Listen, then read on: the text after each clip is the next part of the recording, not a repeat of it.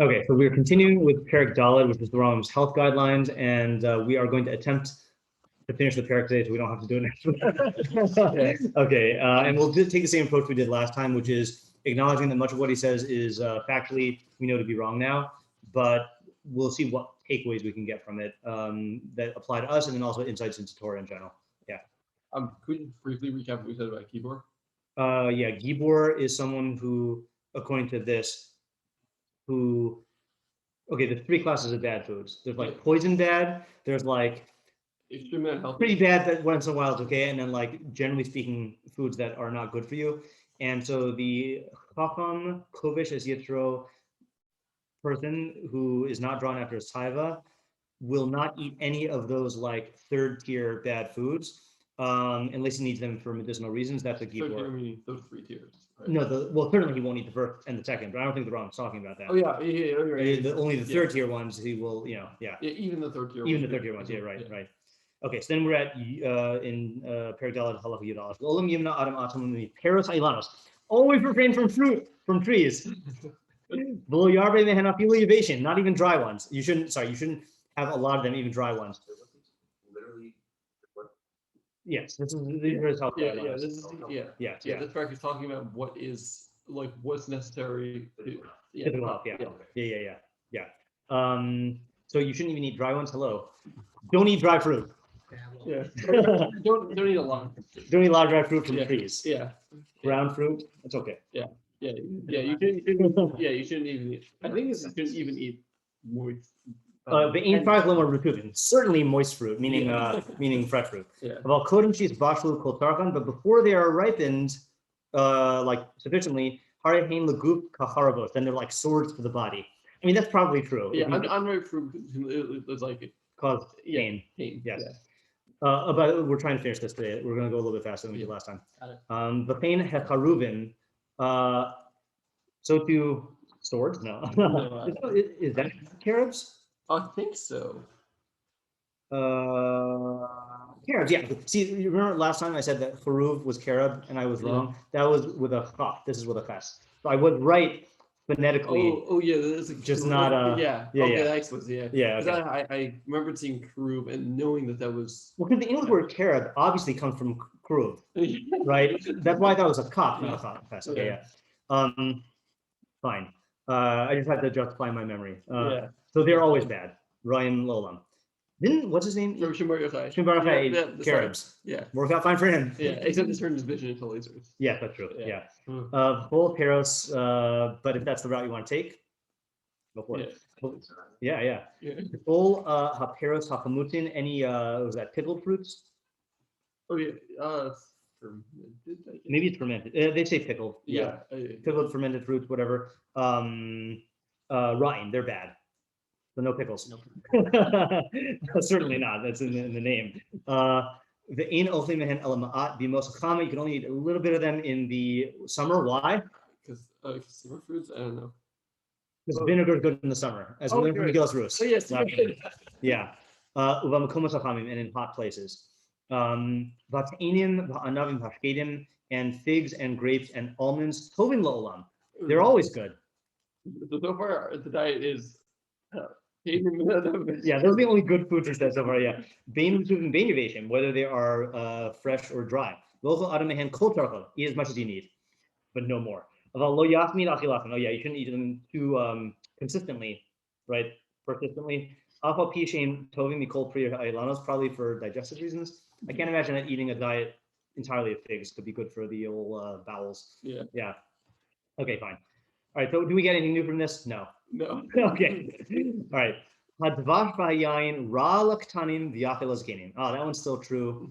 Well, I guess it depends on how katan you are, right? But honey and wine are bad for kids and good for old people. I don't know what the range is here. I mean, I doubt this is what the Rambam meant, but like, was it 1-year-olds and below you're not supposed to feed honey to, or they might die or something? Oh, is that actually a thing? I think if you look on next time you see bottle of honey. Oh, I totally did not know that. Yeah, good thing I stopped you.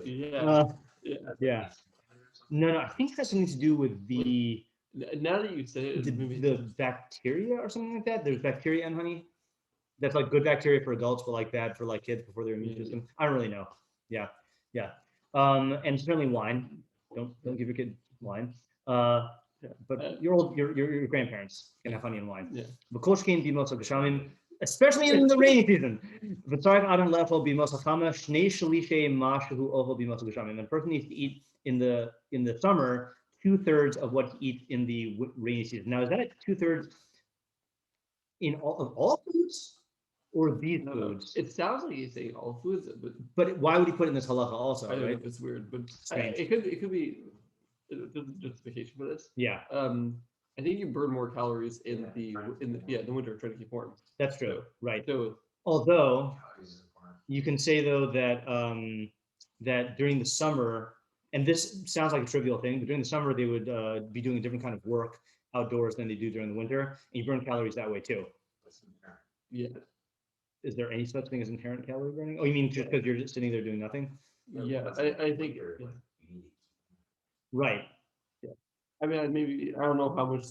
I don't know whether the work was a significant calorie difference. Yeah, I don't know. I mean, they're out all day working. You plow in the winter when you're breaking up like tough ground. Yeah, but you're harvesting in the summer. Yeah.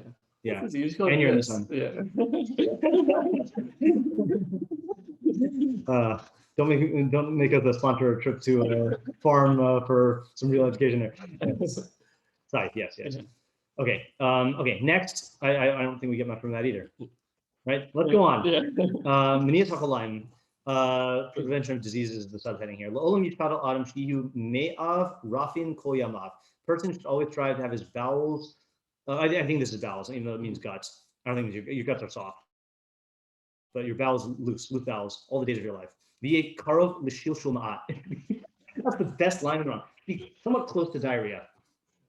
Yeah. Okay, so he's anti-Chilean. Yeah. This is a big principle in medicine. Shekolzman shehari'i nimna o yete bukoshi. Okay, it's fine. So meaning for the opposite of constipation. He says anytime your excrement is withheld or is only emerges with difficulty, then you get a lot of bad diseases. That's probably true, right? If constipation is not good. Yeah. Like that article I posted. Yeah. What? About the guy who didn't go to the bathroom for like 40 days or whatever, Yeah, I think and almost killed himself 60 days. Yeah, that's also bad. Yes, even if it's not as extreme. Yeah, that's crazy. How does a person soften his stool? If they're a little bit clogged. If he's a youth. So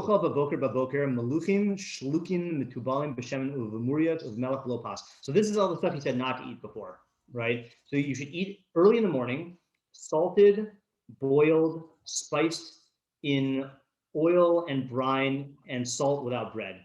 Food that's like used, treated in all those ways. Yeah, I was waiting for the no. Yeah, me too. Yeah, I don't think he said, right? But I guess foods that are salted and all that other stuff. Or drink vegetable broth of radishes, I think it's fradim. I look at it's radishes or beets. Beet, you're right, it's beet. Yeah. Kruv b'shemen umelach umurios, or cabbage in oil and salt and brine. That's kimchi.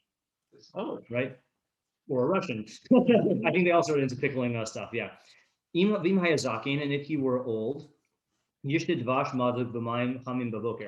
drink honey mixed in hot water in the morning. Wait for about 4 hours, and then eat his meal. You should have tea before you eat it. Yes. Without the tea. Yeah. Yase honey water.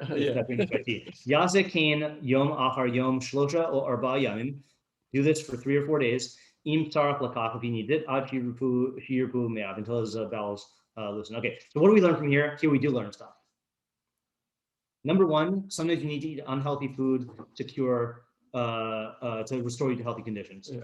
Right? Because that was all the stuff he said that you should not eat. And was it where was the salty stuff? Was that in the never eat or in the? Well, there's it's salt generally and fish and salted cheese, which is never eat. Right. Was that? Yeah. Bakr, I think, is not a kid. I think Bakr is like a youth, like a lad. Yeah. Yeah. So salty. I thought you mentioned. Didn't he mention brine somewhere? Vav, I think. Oh, all the way back in Vav. Yeah. Whatever. Whatever it was, then there are sometimes you need to eat unhealthy stuff in order to promote health. And then the other thing also is that we said this before, but there's no such thing as you shouldn't assume things are uniform, right? That old people need different stuff than young people when it comes to health stuff.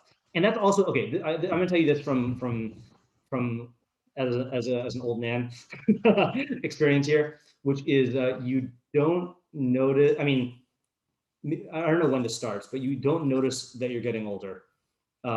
So like certain like let's say like old people complain about their back aching, and like one day you'll realize like, oh, like I'm in my late 30s and like I feel pains that I didn't used to feel before, So the reason I'm bringing that up is because if you've been doing something as a health thing for a certain part of your life, you won't necessarily be cognizant of the passage of time such that you realize you need to change the strategies you're using. Like my Popo, my grandmother is 97, and I think on her last birthday we asked her, and she said she feels like she's 70. And like I imagine that there are times in your life where like you are more cognizant of the change of age. Let's say like certainly in your childhood to teenage years to young adult years. But I imagine that like in your from 70 to 90, like it could be easy to just not not sense it. So yeah. I think that I need surgery. Oh, that'll do it. Nothing like cutting your knee open and poking around to lead to pain. Yeah. Okay. Yodalet. The ode klal acher amr b'brias haguf. There's another general principle in the health of the body. Kol zman she'adam misamel v'yagea harbe. The more a person toils and exerts himself exceedingly, v'eno tzavea, and is not satiated, omeav rafin, and his stools are loose, ein choli ba'alav. You're not going to get sick. There you go. Exercise and don't be satiated and have good intestinal health, and you won't get sick. You'll get stronger. Even if you eat bad foods. That's interesting. This is another insight about bad foods, right? If you're like healthy overall.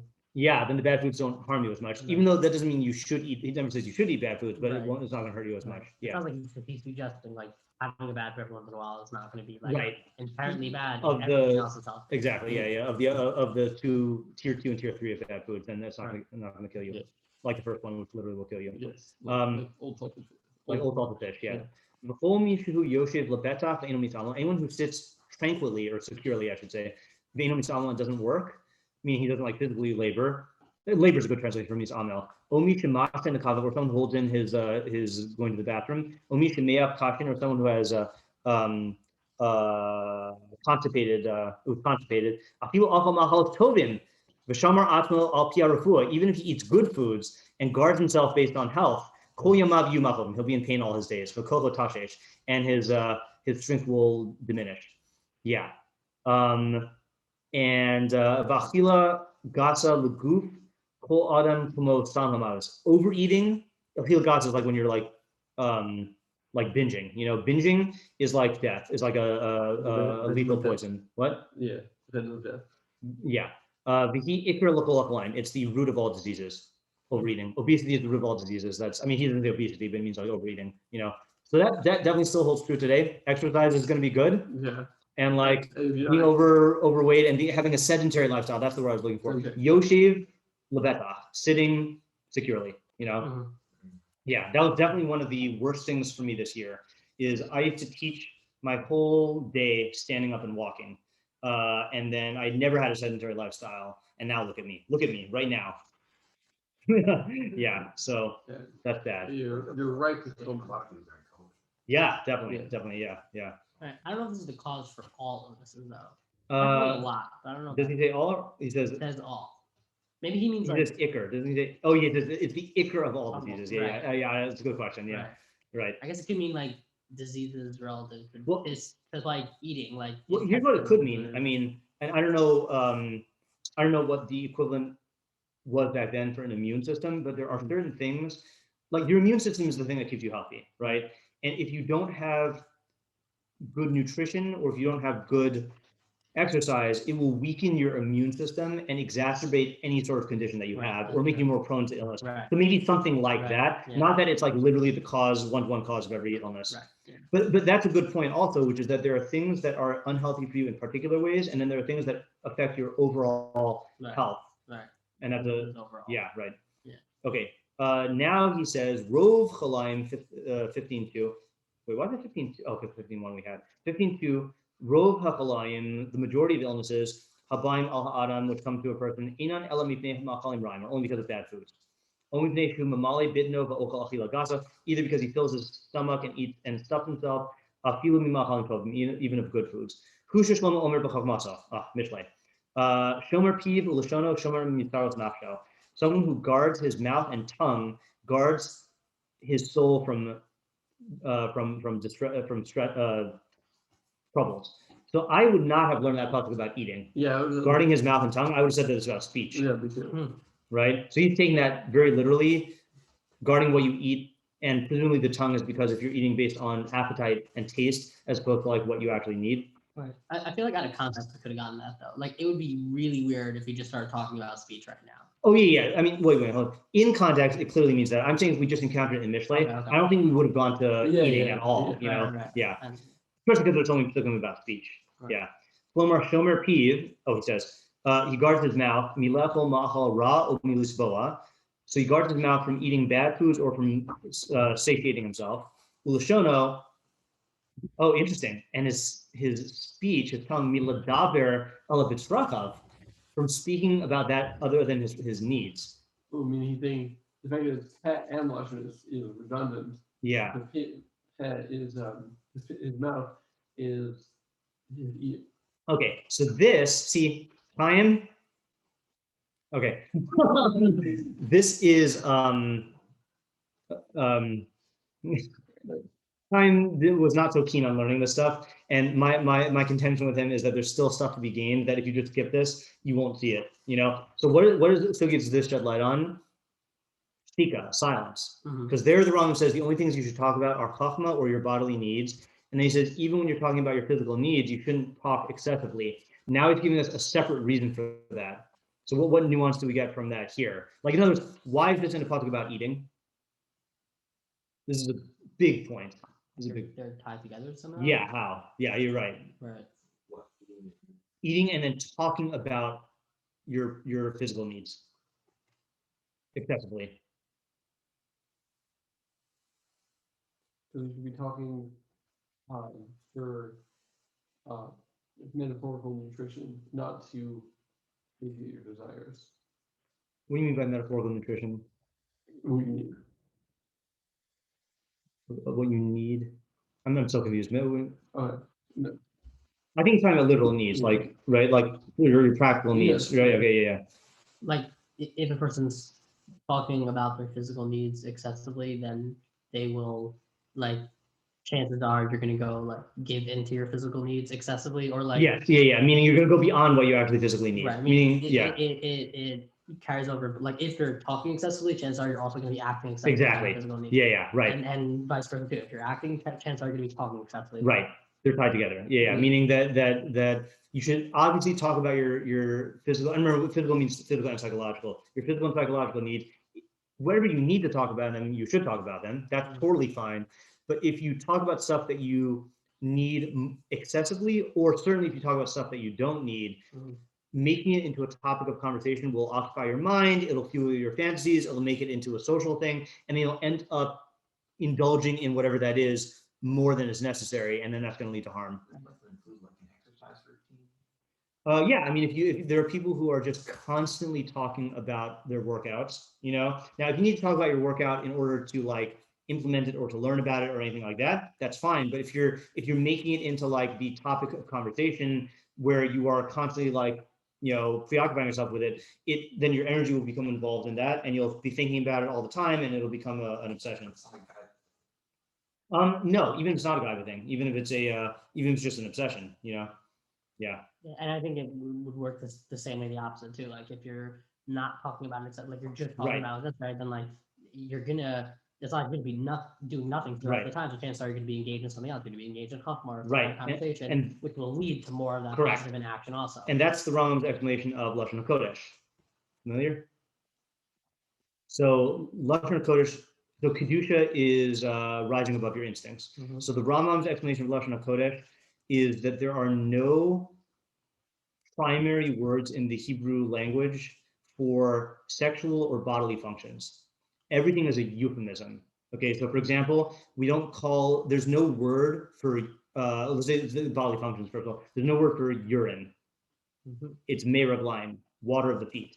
Okay, there's no word for genitalia. For any male or female genitalia, it's all euphemisms. Mhm. Okay, there's no word for the act of sexual intercourse. It's just euphemisms, and so whereas in English, there are plenty of words for these things, So why is that? So the idea behind it is you do need to talk about the things for practical reasons, but they shouldn't be subjects of conversation. Right, and by Because- not having their own set of words, Exactly. it would be very hard to have an entire subject conversation all with euphemisms. Yeah, Like, exactly. You wouldn't do that. Yeah, and it's weird how in English we do that in certain areas, but not others. For example, with bathroom stuff, then we do that. For example, even calling it a bathroom or a restroom, Right. is a euphemism. And then people have euphemisms for euphemisms. Like I mean, I don't think women still do this, but like they say, I'm gonna go powder my nose. Right. That's like a euphemism for going to the bathroom, which is always a euphemism for defecating or urinating. Like. That is a different, yeah, that is true. Yes. But then when it comes to other stuff, and people still use those euphemisms, but when it comes to other stuff, like for the sexual stuff, then I think the euphemisms are starting to go away, and people are just using, Right. And I think even with the euphemisms, it's not like it's there's like no chachma behind the fact that it's euphemism. Correct. Meaning like Yeah. a lot of it is It's just just like fame or happens, like, or like this is how we're labeling things. It's easier this way, or like you said, like it gets so diluted down, like it's not even about being a euphemism anymore. Right. It's just like this is the term that everyone knows is referring to this, and it'd be Yeah. weird if you said something. Yes, different exactly, in a yeah. different context. Yeah, it's not a philosophical Yeah, euphemism. It's, no, yeah. exactly. And right. the proof of that is the fact that we have countless other conversations where we say things that in another context wouldn't make any sense to say, Right. or like Yes. Yeah. Yeah. Just going back to this, I think speech is something where it's very easy to talk about something. Yeah. Like it's very easy. Speech does make it very easy to talk about something. No, I'm just kidding. I know. Yeah. So it's. I think there is the like bidirectional thing that you're talking about how speech comes to action, action comes to speech, but because it's so easy to talk about something that as opposed to doing something, Mhm. like it's very easy to spend to have a half an hour conversation about like a gourmet meal, Yeah. and then since that'll influence your actions. That's why it's important. That's like that is a reason why it's important to be minimizing your speech. Right. I think like just getting a bit of enjoyment from it, but really you're that's gonna like that you're paving the way for your desires to express themselves. Yeah. Right. Okay. Next. So the subheading here says Rechitza, bathing. Derech HaRechitza, the way of bathing, Sheikans Adam Merchatz Mishiva Yamim L'Shiva Yamim, is you go to the bathhouse every 7 days. V'lo yikanes samach la'achila, don't go close to eating. I assume that means after eating, because then now he says v'lo kashu ra'av, not when you're starving. Once your food starts to be digested in your gut. V'rochetz kol gufo. Wash your whole body in hot water that you don't get burned by. Only wash your head in water that burns you. Okay, yeah. The achar kach yirchatz gufo b'poshrin. Then bathe your body or wash your body in potion. What are potion? Let's see here. I guess it's probably some sort of soap thing if I had to guess. Nope. This is cold water. Potion? What does the footnote guy say? Anything? No, we're not going to look at the dictionary. The afterkach, the poshrin, min ha poshrin, and then very cold water. Okay. until you're bathing in cold water. Oh, so it must have been potion is not cold water. It means like lukewarm water. Mhm. You know, so you start off hot and then go successively cooler. I don't know what modern yeah, that's the only context I can think of, and that's for muscles. About like somehow the heat is bad for the development of the muscles afterwards, right? Because heat makes them. I don't know. Yeah, yeah, I don't know. Yeah, so I have no idea what he means here or what the theory was. V'lo yavir al rosho klal, lo posh v'lo tzonin. Should not put lukewarm or cold water on your head at all. Lo yirchatz b'tonin b'machal sham. You should not bathe in cold water in the winter. Makes sense. When you get cold or whatever. V'lo yirchatz ad shiazia v'yifarach kol gufo. You should not bathe until you've sweated. And yifarachu, what does yifarach kol gufo mean? You should not. Oh, that's strange. Massaged. And have your whole body massaged. I guess beforeh is like to press or to apply pressure, right? Beforeh. Things get a massage every time before you get a bath. Yeah. Sounds good to me. Great. Yeah, right. Yeah, I mean, because we got to remember also, this is like bathhouses were like I don't know who introduced it. I don't know if it was the Romans or the Greeks or whatever, but like, you know, especially in the Rambam's time, Turkey also has Turkish bathhouse, you know, like that, like it's more akin to like a spa than like a shower, you know. And the fact that they were going just once a week made it that like it was a whole experience. Exactly. Like, like you were just gonna go every day, like it was a once a week thing. Yeah. You shouldn't spend a lot of time in the bathhouse. Once you what did yishtate here mean? I'd probably dry off.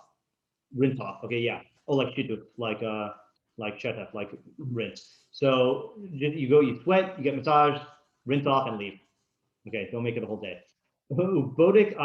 Fine. So I don't know what conventional wisdom says about bathing, but it is important to note that in many places in the ancient world or in the medieval world, people only bathed like once every couple of months, right? And that was one thing about Jews, that Jews, we have a mitzvah to have a hot shower or hot bath every Erev Shabbos. I was gonna ask, when he was doing it once a week, is that like presumably he was doing it every Friday? Presumably, I think that would be the we don't know for sure. We don't know for sure, but that would be the mitzvah, you know. Mm-hmm.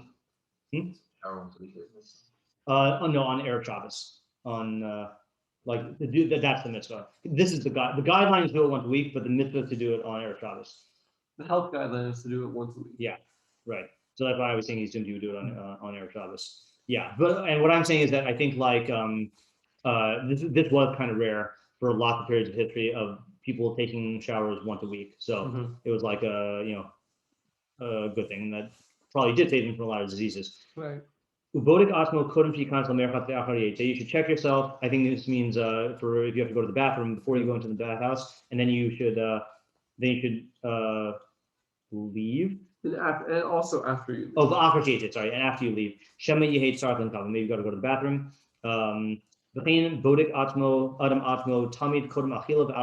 He said that already. You should check if you have to go to the bathroom before and after eating. Before and after intercourse. And before and after you exercise. After you exercise or exert yourself.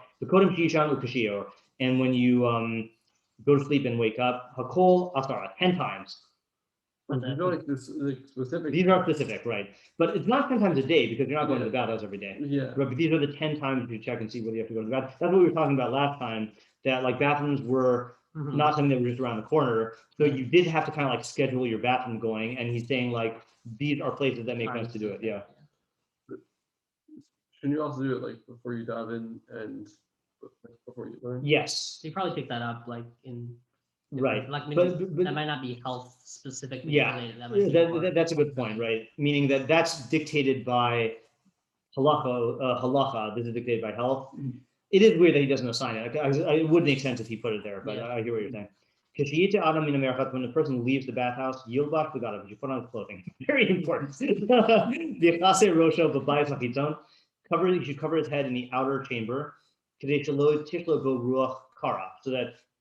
cold wind doesn't go on him. There's a whole structure of their bathhouses of the inner and outer and like outer chambers about different like kind of like in our like athletic facilities, there's like the locker room, and then like the outer room, and then the shower room. You know, like there are all these halachos about bathrooms about that stuff. Yeah. I don't really know. Maybe the other one might have like wind from outside, so like Right. Or you get enter somewhere where there might be wind blowing or your Right. hair making it really Yeah. cold. Vafilu bimos hachama, even in the summer. Sorry, please, you gotta be careful. You should wait after you leave until your soul is settled. Yanilch gufo, and your body is resting. V'taser hachamimus. Ooh, I'm gonna go on a rant in a second. Okay, and the heat depart from you. V'achkach yochal, and then afterwards you should eat. Okay.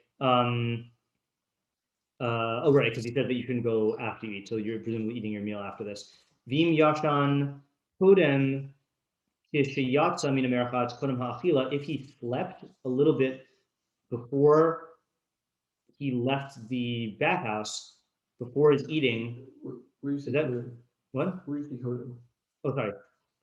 Yeah, sorry, kishayatsa min amerachatz kodem ha'achila. So if he sleeps after leaving the bathhouse before he eats, that's when you should take your nap, which you shouldn't take. Right? But it's not. It's not. Yeah. It's like a little post-sauna nap. Right. He's not telling you to take a nap. He's like, if you he did take it, a nap. I mean, he's kind of telling you to do it because he says it's very good. Right. Yafen ad ma'od, very, very Maybe good. just the eating part is very good. Yeah. Yeah, a little reclining, a little closing your eyes, a little folding. No, don't. Yeah, then your poverty will come like a traveler, like an armed man. Yeah. Oh, so what's my rant? Yeah, no, it was actually before the Chaminus. It was the resting of the soul. Yeah. Oh, okay, so here's my rant. A long time ago, when I first wrote my first article on the importance of sitting and doing nothing, before I went into the whole thing that I did this year, then I remember writing this article, and then someone said that that's Bittul Torah, you know? Or something to that effect, you know. And you see from here, now, first of all, obviously this guy could, Thomas Conklin would probably be thinking about Torah when he's doing this. But you see from here that like stopping outside of the bathhouse and settling your soul and resting your body for bodily health is a positive thing. Meaning rushing off to go do work or rushing off to go do mitzvot or to go like learn in the Beis Midrash is not the ideal here. This is the taking care of your body, even if it involves waiting for a period of time, even involves a little bit of forbidden napping, you know, is a good thing. Now that's for your bodily health, pushing for your psychological and mental health, Right. You know. Right. And if that needs to be like time when you're not involved in like strenuous learning or whatever, then so be it, you know. Now, I'm not saying that that's what he's saying here. I'm saying that you could infer from here that that's the case, you know. Right. And that like obviously you're resting your physical body so that your physical body feels rested, Right. but that's also having some kind of psychological, Yeah, emotional definitely. effect, and that's going to allow you, like, if you like just rush out and go, like maybe your learning won't be as good because Right. you're in this rush and you're like not fully dry and everything's like all over the place. As opposed to, like if you take 5 minutes and then you could have like an hour of like qualitatively better Exactly. learning, like, And I do think he does say settling his soul and resting his body, meaning it's both things. Yeah. And this is Midah Hashem. Yes, and it's Midah Hashem that he said in the previous parak is also that you can know Hashem better. Yeah. Okay. You shouldn't drink. The person shouldn't drink cold water when he leaves the bathhouse. You certainly shouldn't drink in the bathhouse.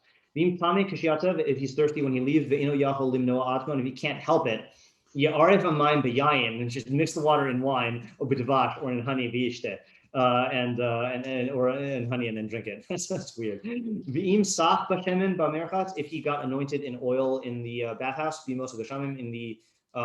the winter, after he rinsed off, that's good. Gotta have a nice thick coat of oil to go out into the winter chill. Yeah. Okay. Next, we get to bloodletting, our favorite pastime. Of the parts in this chapter that are going to be outdated, I think this is going to be the most outdated. Lo yargil adam atul haki's dam tamid. Okay, good advice in all eras. Do not accustom yourself to bloodletting constantly. Okay, God only gave you so much blood. Okay. Yeah, there's a meme I saw that I have on my computer that says there's a person holding up a sign that says, always anything you do, give it 100%, and then there's a smaller sign that says accept blood donation. Yeah, below yakis ela im yeh tzarich lo b'yoter, and you should only do bloodletting if you absolutely need it. Below yakis lo b'mot hachama v'lo b'mot hagashamim. That's weird. Don't do it in the summer. Don't do it in the winter. I guess doing in between. Yeah, he says ela b'yomei Nisan, only in the days of Nisan, which is the spring, u'ma'ad b'yomei Tishrei, and a little bit in the days of Tishrei, which is the fall. U'mi'achar chamishim shana lo yakis klal. After you're 50 years old, don't do it at all. V'liyakis adam dam v'yikanis lamerchat b'yom echad. Don't bloodlet and go to the bathhouse in one day. Okay, yeah. I assume just because the heat is probably bad for your, you're exhausted and fatigued or whatever after you let blood. Maybe you'll start leaking. Yeah, yeah. Why is the bathhouse red? Is this a new type of oil? V'lo yakis v'yetei l'derech. You shouldn't do bloodletting and then go and travel, go on the path. Lo b'yom she'avo min ha'derech, and you shouldn't do it in the day you return from the path. V'yochav yishteh b'yom ha'hakaza pavut mimashu ragil. Eat and drink on the day of bloodletting less than you're used to. V'yanuch b'yom ha'hakaza. You should rest on the day of your bloodletting. V'lo yis'ama v'lo yitayil, and you shouldn't exert yourself or scroll. We said you should eat less. Eat less, yeah. I know. We say you should get your blood sugar up. Eat a cookie after you. Yeah, I guess if we do that, then we should get your blood back. Then you. They just have to go bloodlet again. Ah, yeah. See, but here's the other thing. Also, I have no idea how much blood they let. Yeah. Yeah, I don't know if it's like letting like a few drops or like. Doesn't sound like it when Yeah. they're isn't it like they just like knocked a hole in your head or something like No, that? no, Not your no, head. I don't think so. Copper Star was in your head. No. It's not really I gonna think that kills you. Yeah, ultimate cure. You're never gonna get sick again because you're dead. Yes, I think the permanent brain surgery. Ooh, good thing we saved you from going to that career. Ancient bloodletter. Where are those heads? Let me at them. Maybe just keep vampires. I don't know. No, that's the heart. Yeah, that's the neck. Yeah. Okay. All right, we're done with bloodletting. One paragraph, very simple. Okay, next is sexual stuff. Okay, so semen is the bodily vitality and life, or sorry, power of the body and the life and the light of the eyes. Anytime you release it excessively, then the body becomes weakened, and your strength diminishes, and your vitality diminishes or goes away. This is what Shlomo said in Mishlei. A lot of Mishlei in Hilchos Deios. I mean, it's not surprising, but even in the health stuff, a lot of Mishlei. Do not give women your strength and your ways. Lamkos malachim. Lamkos is the one I'm looking up right now. Oh, you know what? I have this English here for that. And your, what are we at? We're 19. And you, they only quote the first half of the puzzle. Lamkos. Machaz test. Protest. Oh, protest. Oh, yeah. That could be. 31:3. Give not your strength to women, and let not your conduct destroy the protocol of kings. Okay, I don't know what that is. Yeah. All right. But his emphasis here is he's saying don't give your strength to women, meaning that, and I think this was a common belief back then, is people who engaged in excessive sexual activity became weakened. Which is funny because that's like the opposite of like the macho stereotype that the more sexual prowess you have, then like the more manly you are. This is like overdoing it, Yeah. What is all this? I think there is a phenomenon that men get like tired after. Right. After it. I think that's maybe they thought that was like because men's like vitality. right. That could be, and yeah, I don't think they're talking about. I don't think It's more than just physical. right, but I don't think he means It's like. I think maybe at least with like sleep. Like, Right. I don't think he means, I don't know if it derived from just like after the act. My guess, and I don't know if this is going to be corroborated later on. Actually, let's read one more, and then I'll go back and state my guess. Anyone who is like steeped in in like excessive like sexual activity. Zikna kofetas alav, old age leaps upon him, meaning he's going to prematurely age. The koko tashesh, his strength becomes weakened. The enav kehos, his eyes dim. The reach ra nodef mipivu mishethio, and the bad odors emerge from his mouth and his armpits probably, right? Not just one, that'd be weird. With our rosho, v'gavos enav, v'risise enav nosher, the hair on his head and his eyebrows and his eyelashes start to shed. Utsar zakano v'shefio, utsar raglav rave, the hair of his beard and his armpits and his legs becomes starts to grow. V'shinav noflos, his teeth fall out. V'harbe ke'evim chutz me'elu ba'im alav, and many pains other than these come upon him. Okay, so here's my theory. Yeah. No, I was gonna say, what? Yeah. So my theory is like this. Okay, and I don't know if this is what I'm about to say is not taken from Jews, because I don't think this was as common with Jews, because Jews were monogamous for most of Jewish history. Yeah. But even when polygamy was permitted, then it wasn't encouraged and it wasn't common. But I think what they observed is that people who had lots of sexual activity were typically doing it with tons and tons of women. And I think there were lots of sexually transmitted diseases that had symptoms that they didn't know were diseases, that thought it just came from sexual activity. Oh, yeah, and these are like lots of and getting weak and getting prematurely old and like odors and that's just been my private theory. I don't know that, I haven't like researched that or anything like that, but yeah. So it was like empirical, like they saw that happened. Amr Chachmei Harofim, the Chachmei Harofim, we've never seen him use that term before. This is the first time he's quoting doctors. Right? Yes. Oh, yes. Yeah. See, there you go. This is a good proof.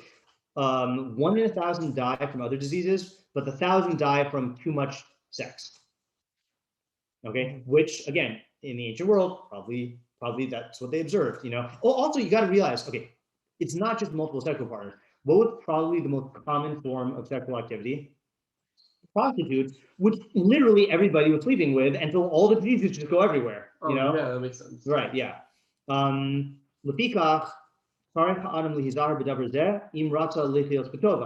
Therefore, a person needs to be careful about this if he wants to live well, meaning healthily, I guess. He should only have sex when his body is healthy and strong, exceedingly. And he gets lots of unintentional like arousals. He tries to distract himself, but it doesn't help. He feels heavy in his loin under regions, heavy, right? But I guess he feels physical symptoms. It's as if his testicular tendons are stretched. I don't know. I'm just making up these terms. Testicular. I don't know what their corollaries in medical terms are. I have no idea what the medical terms are now. And his flesh is hot. That person needs to have sexual activity. And it's medicinal if he does have sex. Yeah.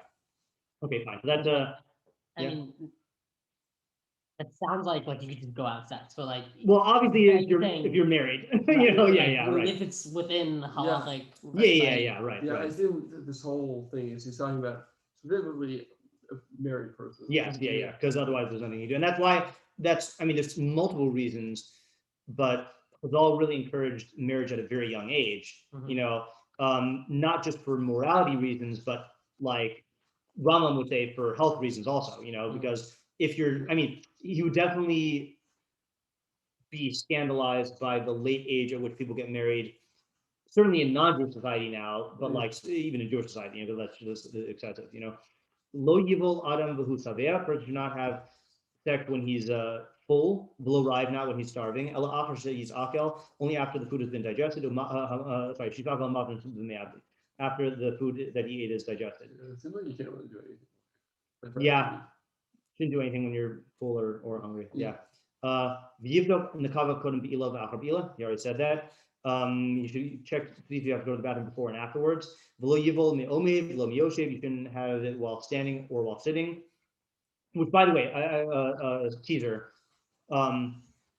Later on in Hilchos Deios or in Hilchos Torah, he's going to speak about the sexual conduct specifically of Talmidei Chachamim. So this is for every person, but Talmidei Chachamim. This is a health thing, right? But there's going to be some overlap, I think. Student of this stage. Yeah. So you shouldn't do it while standing or sitting. Below the base on merchat, not in the bathhouse. Okay. Multiple reasons. Below biyom shkikas the merchat, not on the day that you go take a bath. Below biyom ha'akaza, not on the day of bloodletting. Might open up the ruptures. Below biyom yitzia laderach, not on the day you travel, or biyom minaderach, or on the day you get back from travel. Low lifnei below afraim, not before and after. Okay, fine. There we go. All right, last leg here. Okay, we're making good time. Yeah. Okay, I was rushing it because I thought that All right. Anyone who follows these paths that we've outlined, that we've instructed you in, ani arevlo, I guarantee you. This is when the Rambam puts on his medical commercial hat. She'eno ba lidei huli koyamav. You will not get sick ever. That's quite the guarantee. Did you give us our money back? You got free Mishnah Torah. Until you get very old and die. And you will not need a doctor. And your body will be intact and healthy all the days of your life. Unless you have a bad disposition from the beginning. I mean, let's say like certain people are prone to illnesses from the beginning, like not because of your conduct. Or if you've been accustomed to bad habits from the time you were born. Or if a plague or a drought comes to the world. Okay, here's a lot to unpack here. Okay, first of all, I'm going to make an observation here, kind of based on a conversation I had with a mental health professional yesterday. So it used to be a thing that therapy was only if you had disorders. Now it seems to be generally acknowledged that therapy is good for everybody, more or less. It's interesting that those are also two paradigms for refuah, for health. For example, we hold that exercise is good for everybody, or diet is good for everybody, but there are societies, or there could have been societies where you would only do exercise if you were sick, or if you needed it, or you would only go to doctors if you were sick. So it is interesting. He is laying out a paradigm that ideally you should never have to go to a doctor, which is different than the paradigm of no, everyone should have a private physician and be constantly seeing a doctor.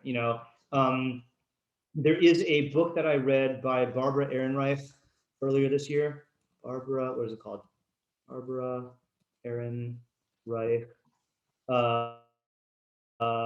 Natural Causes. So the book is called Natural Causes: An Epidemic of Wellness, the Certainty of Dying, and Killing Ourselves to Live Longer. And one of her theories in the book is basically people are so obsessed with health and wellness physically that they end up just becoming so involved in medicine and health that itself brings about neuroses and illnesses and fake false diagnoses and like doing things that diminish your quality of life in order to live longer, which what's the point of your diminishing quality of life? And I think in light of that, I think it's interesting the wrong thing. Ideally, you should never have to see a doctor, and that's why he wants to give you guidelines so you don't have to go see a doctor. Very IFS, you do it on your own. Yeah, exactly. Yeah. All the tools you need. Right, exactly. And just like with IFS, if you do need a doctor, go to a doctor. Like it's bad if you didn't. Right. Second point here is he is saying that he guarantees everybody except these people. And these people there is such a thing as genetic predisposition. There's such a thing as predisposition from having bad customs from the time you were young. Like if you were raised on an unhealthy diet, or you were raised in a polluted environment, or you were raised in bad conditions, then that could make you prone to illnesses. And then the third one is like pandemic type things, like a pandemic. or drought-like things like a drought, can like stunt people's growth or whatever. In the this is just a crazy example of this in what was it? Your growth in the having food department. Yes, in the that Yeonmi Park podcast I recommended, Jordan Peterson interviewed her, and she says that in North Korea, like the average height of men is like 5'1" or like 4 feet 10 inches or something, and the you're considered to be like ripe old age if you live to the age of 60, because the only is it's just now everyone's malnourished. And it just creates so many of these problems, and so that's an example of like, all of these things. Yeah. Where is it in South Korea? South Korea is much healthier because it's not a totalitarian regime that. Right. Yeah. South. Yeah. Right. Yeah. That is a good comparison. I should look it up. Yeah, because it's the same genetic pool. Yeah. All these good customs, these good practices that we discussed, that we mentioned. This is another great principle. It's only proper for a healthy person to follow these. Oh, All the stuff he outlines. okay. Okay. But someone who's sick, or one of his limbs is sick, or if you have been in a bad practice for many years, those people have other methods and practices according to their sickness, as is clear in the medicine books. Is that vesis like in Nida vesis? Yeah, but vesis does not literally mean that though, right? I mean, that's why I'm not sure if is he just talking about women here? I think it just means cycle. I don't think it is a thing. Yeah. Okay. Yeah. So the way that my intuition is correct, the way he changes it is, or the way he translates it is, any change from the conduct which one normally follows is the beginning of sickness. Yeah. Yeah. Right. I think that's a normal translation. Right. But in most halakha contexts, you'll see it means menstrual cycle. Yeah. So you see from here also that again, this is another thing, is that if you are healthy. Okay. I mean, Ram used this analogy earlier. Like, let's say you see someone taking prescription medication and it's making them better. So a healthy person shouldn't say, oh, if I take it, it'll make me better too. Same is true the other way around. There's normal diets, but if you have a special condition, or if you've been having a bad health regimen for a long time, then you can't do a normal diet, because then that might not be good for you. It might make things worse, or you might not get the benefits from it, Yeah.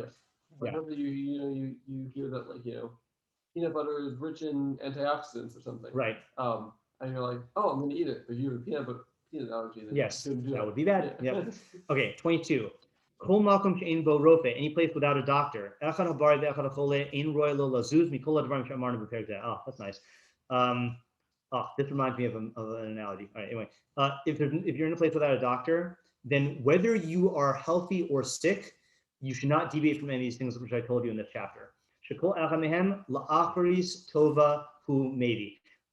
of them will bring you to a good outcome. Now that seems to contradict what he just said, because he just said if you're sick, then you should not necessarily follow this, right? Well, I think it's if you're sick and you don't know anyone to consult with about what would be a better path. Yeah. This is probably going to be better. Exactly, right. Better than trying to tackle. Right, exactly. This is a bediavad situation, right? That there is such a thing as in health as like l'chatchila health and bediavad health. L'chatchila, healthy people should follow the healthy regimen, and sick people should follow what is specific to their disease. But if you are in a bediavad situation, there's no doctor, then follow the health book. And the muscle this reminds me of is when the Rambam wrote the Mishnah Torah for all Jews to follow halacha and paskin out of.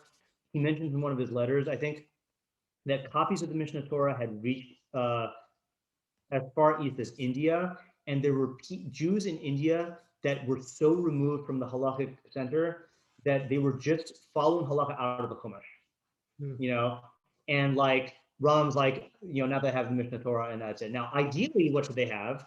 Ideally, it would be great if they had a chacham to help them learn the Mishnah Torah, but without that, just Mishnah Torah is going to be better than just Chumash, and like Perek Daled of the Mishnah Torah is going to be better if there's no doctor, Oh, this is a weird halakha to have in the end, okay? Any city that doesn't have these 10 things, Ein Talmid Chachamim Rashai Ladur B'Sofa. Any Talmid Chachamim, student of the sages, is not permitted to dwell in its midst. The Eluhain, and they are. So these are the 10 things that all cities need. Rofe, a doctor. The Uman, a craftsman. I don't know what kind of craftsman. Anything. Table maker, potter. Ubeis HaMerchatz, a bathhouse. Ubeis HaKiseh, a bathroom. Umayim Mitsuyin Kamo Nahar Omayan, available water like a river or a spring. Ubeis HaKnesses, a shul. Umalamet Tinokos, a elementary school teacher. Lavlar. Lavlar is is that a leather tanner? Or am I making that up? No, a scribe. Very different. Yeah. What is Burski. That's over. Yeah. I think this is the broader term, meaning sofer. I think we use for like Sefer Torah, Tefillin, and Mezuzos. I think this is like a broader term, a scribe. I don't know. The Lavlar. Oh yeah, the footnote guy says sofer hakotiv shtar in mechira. Yeah, he writes like contracts and ksubot and gittin, not just Sefer Torah. Yeah. I think they're just like physically writing them, not coming up with the legal stuff. Gabbai tzedakah, a tzedakah collector, ubeisdin makin b'chovshin, and a court that can do whiplashes and hold people in jail. He singled that out. Like, what about stoning? What about like? I guess they could always do that. Like, they can. Sanhedrin you need for that. Yeah. But a regular local basing can do like certain local Yeah. things. Yeah. So it's weird you put that in the end of this, right? This is in the paragraph about health. Is it just because he was talking about doctors? I'm like, I might as well throw this in. Well, it's talking about how if you're in a situation that you don't have a doctor, but saying really you should not let yourself be in a situation where you don't have a doctor. Right, but the weird thing though is this is only for Talmidei Chachamim. I mean, obviously this is good for everybody, but saying a Talmid Chachamim it's not proper for him to settle here. Yeah. It's strange. Let's look at this footnote and the first footnote. Oh, that's interesting. That's an interesting theory. This halacha deals with the health of the community. Im gufanis, im naftis, im o chevratis, whether bodily health, health of the soul, or social health. Okay, so that's his theory about why it's included in the parak. That's interesting. I mean, this to me, this is a big question. Also, it raises the question. There are lots of statements with Chazal that talk about like what communities need. It's weird that this is like the one thing. Like it doesn't have a whole parak dealing with what a community needs. Oh, is this the first time he's used the phrase Talmid Chachamim? Is that why this commentary is saying it, or is it just because it's the first time he Hilchos Deios? Whatever, because that's the. I don't think we talked about it in Torah. No, but I feel like I've talked about it because that's where you probably heard me mention it in Rambam Bekius. So I feel like it came up. Maybe I just said it. I don't know if we. I thought you had it before. I feel like it's probably where it was. So yeah, that's what I'm saying. Yeah, it must, and it's fairly recently, like in the last like couple months, or month maybe. Yeah. So this is the footnote explaining it. So let's see what they take of it because we got like 2 minutes. This is the combo, the juxtaposition in all the places in the Rambam composition. This is in the handwritten editions of Chazal's books.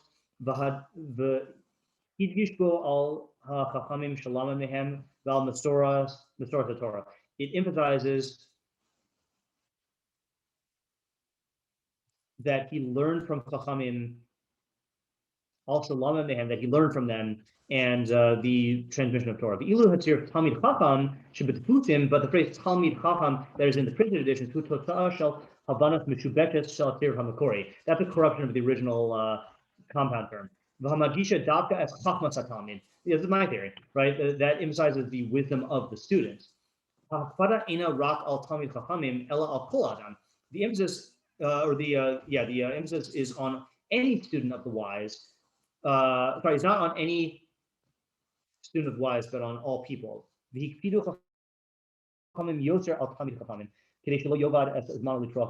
know when he's right at. Yeah, but the main point is the point that I was saying here. Okay, so we made it through the parak about health. Nice. Okay, so next parak, just a spoiler for next week, is it was the next parak. This is what I was talking about.